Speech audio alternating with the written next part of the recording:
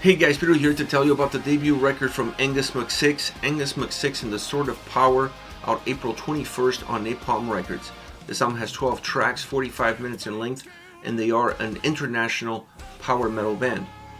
The design on this record is perfect. This is a concept album. The design has to enhance that story, that concept, and I felt like it did. The opening track sets the table for the story, and it sets the table for the sound experience of this record. In the middle you have an interlude, I like to call it an intermission, a break, dividing side A from side B. And then at the end you have a song that doesn't completely tie in all the stories or all the characters in one. It leaves a lot of loose ends.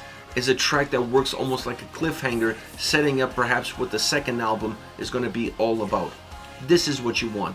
An engaging, dynamic record, not just from sound, but from a design point of view, allowing you to feel connected with the experience and really enjoy not only the quality of the individual songs, but the quality of the overall collective.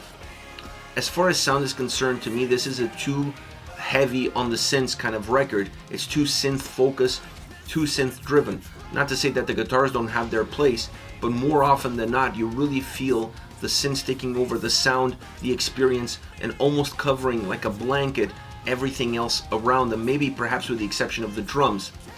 Now, I wanted more guitars on this album. I wanted the guitars to be more of the protagonist and not necessarily just another character in the overall plot. Why? Because they have two incredible guitar players. If you're a band just with one guitar player, and maybe not even a very good one at that, you can use the synths in order to hide those deficiencies.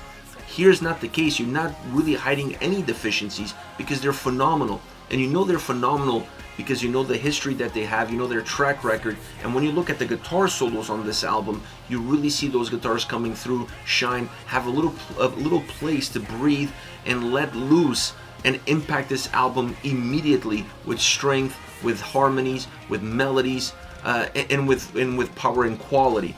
So why not take that hint from what the solos are doing and then allow that to be also perhaps a catalyst throughout the main sound experience on every single song, or maybe not every single song, but on the majority of the tracks. You're still gonna get some of that power, some of that strength across a few songs on this record, but more often than not, I would say 90% of this album is really focused on the synths, on what they offer, on what they add, and the overall sound experience, while epic at times, with a lot of volume, having almost a fantasy element to it, which I understand it connects really well with the concept of the band and the album, but sometimes it feels a little bit too much, it becomes a little bit too cartoonish, and I honestly felt like the lack of heaviness, or the lack of, maybe heaviness is not the right word, but a lack of emphasis on how good the guitar sound could have been, on how driven and impactful could have been because of the quality of the guitar players, really diminishes the overall power in this power metal album. It becomes more of a modern melodic record than a power metal album through and through. Now the drums are not hidden by the synths. The drums definitely have a place under the sun here. They're heavy at times, thunderous, really heavy, really power. Actually, that aspect of the drum sound on this record surprised me because I was expecting them to be a little bit more controlled, a little bit more connected, a little bit more balanced from beginning to end. And some songs, they really brought a different level of intensity. They helped increase the volume of the songs and the substance of the songs. So drum-wise, this album does not hide anything. It really actually puts them more in the forefront, sometimes even more than the guitars, which is an interesting aspect for an album with this kind of sound experience. Vocally, this is a super strong record. I wasn't expecting anything else. Outside of Angus, you have great texture. You have great layers, great choirs and layers that add a sense of anthem to a lot of these songs. I mean, this is an album built on anthem style tracks, songs that will work really well in a live setting because they have that sing-along ability built into them. And then obviously on top of this, you have a great vocalist. That is not a surprise to anybody. He's one of the best in the genre, and on this album, I honestly felt like he was a little bit looser and a little bit sharper. Maybe not just sharper in terms of his vocal performance, but definitely sharper in the lyrical content.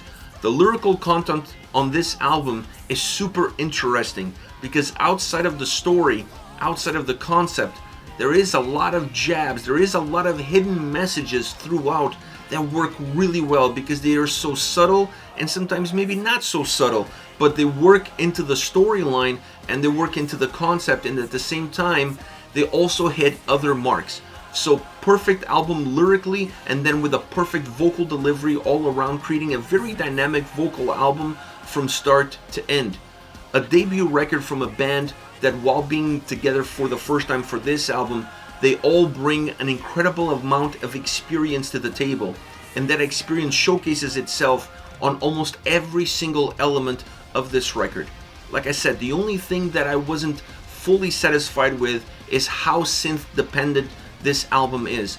I honestly feel like this record could have been a lot bigger, a lot better, a lot more powerful if the guitars were one of the main protagonists and not just a passenger for the ride that it is this album from start to end. As far as favorite songs are concerned, speaking of ride, Ride to Hell, I love this song, synth driven as most of them are, but a song that has great vocals that connect immediate with the listener, and the song itself really allows them to kind of be your guide, at least during the verses. I honestly felt like this is a track that becomes bigger, more bombastic in the chorus, has a very explosive chorus, both musically and vocally, but a little bit less dynamic from that point of view as far as the verses are concerned, a little bit more contained there, and then the chorus really injects life, becoming an anthem, a great sing-along song that's going to work perfectly in a live setting. This is one of those crowd pleaser tracks, a track that creates a great symbiosis between band and fans. Next you have Eternal Warrior. The synth melodies are great, but on this track the drums almost take front stage. The synths are there from start to finish, but the drums are so heavy, so powerful, and the guitars offer a lot of melody at times that blends in with the synths, and the wall of sound becomes one that it's bigger and thicker because all three elements are really working well as one, bringing everything to the table, everything that they have to offer to the table. The synths add that sense of fantasy to the song, which is really important because of the lyrical content of the track and what it's trying to create. It has those big impactful drums that allows you to feel the thunderous movement of said warrior, so you almost feel like you're walking in the halls of the gods. It has that sort of impact, and then the guitars offer enough of a bite that at times sets them apart from that wall of melody that they connect so well with the synths. The chorus is massive musically and vocally. The layers and the backing vocals in that chorus really set the song apart, really connect well with this track, and allow you to feel once again that feeling of an anthem coming together from start to end.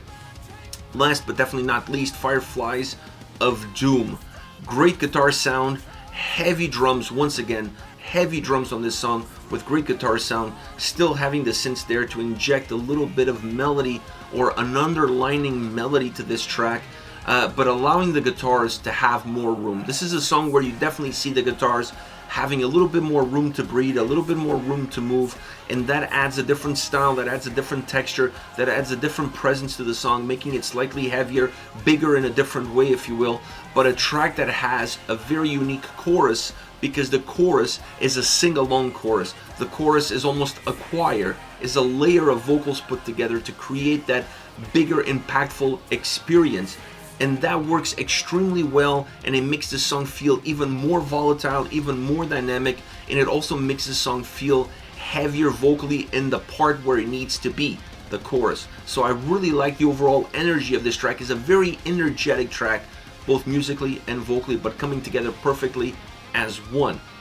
This is it, Angus McSix with Angus McSix and the Sword of Power, out April 21st on Napalm Records. Let me know your thoughts on the band and the singles. Use the comment section below. I'll be reading those and getting back to you. Take care, guys.